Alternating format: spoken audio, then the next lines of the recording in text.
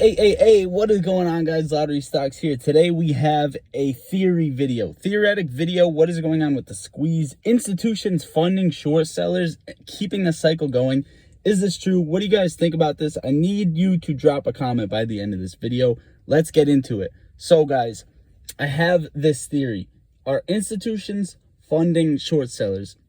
And here's what I mean by that, okay? Institutions buying AMC. Remember, this revolves around AMC, GameStop, okay? Nothing else. I don't know what else you want to throw in. You can throw in your own theories if you're wondering what stocks to buy tomorrow. This ain't the video. Anyway, guys, institutions buy AMC and they lend out their shares. How is it that short sellers just went from 6 million to 7.2 million shares available to borrow in under a day? And where are they getting these from? Okay, institutions do not have to show us when they're buying things, only once every quarter in the 13F filings. Okay, guys, this is where the problem comes in, because our orders are seen every single day at every single time we place them. And institutions buying and lending out their shares lead to making the stock easy to borrow, ETB, whatever you want to call it, okay? The stock being easy to borrow leads to paying low cost to borrow, okay? It costs less to borrow this stock, okay?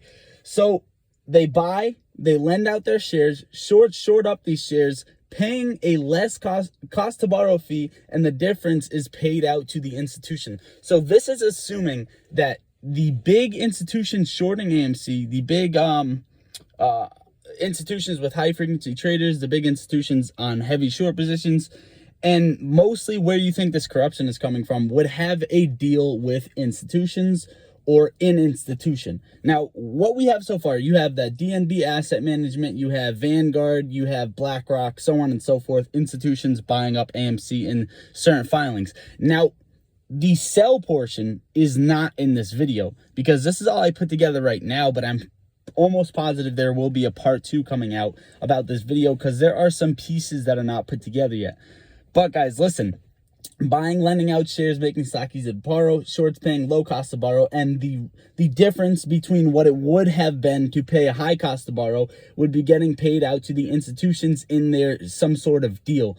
Now, this is where it comes in, where the cycle's not finished, right? You have these shares shorted that were bought, lent out, and then shorted, and they're not being returned, okay? Shorts are not covering their positions, but how come the short interest is fluctuating up and down percents that is getting reported to us? That is where I come over here and say short interest data is false. Pretty much data in general that we see reported to us, I do not like to look at. It's honestly scary. We're sitting in a pool of our money, hoping that hands aren't grabbing it from the side, aren't grabbing it beneath us from where we can see. This is what scares me about this. Now, guys, when no shares are lent out, they short without locating the shares, aka naked shorting. And then when these shares are needed to be bought back and cannot be delivered, that's where you have these failure delivers coming out, then create phantoms, which actually dilute the stock even more.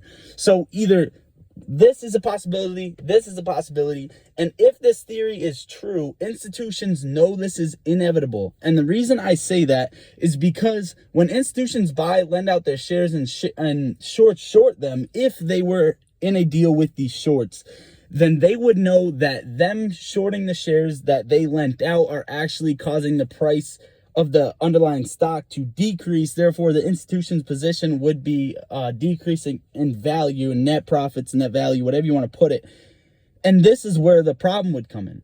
Now, are institutions playing options or are they buying stock? They have to be buying stock to be lending out some shares. So that's why I say if this theory is accurate in any sort of form, remember, this is all theory. If it's accurate in any sort of form, then institutions and shorts know that this thing is going to mow ass no matter what way you put it. It really doesn't matter. All I see is that there has to be some sort of deals forming in the background, in the backdrop of this, for millions of retail investors to not have put the pieces 100% together at this point. Okay, there's shady shit going on, and that is pretty much what I got for you for this video. There probably will be another video tonight.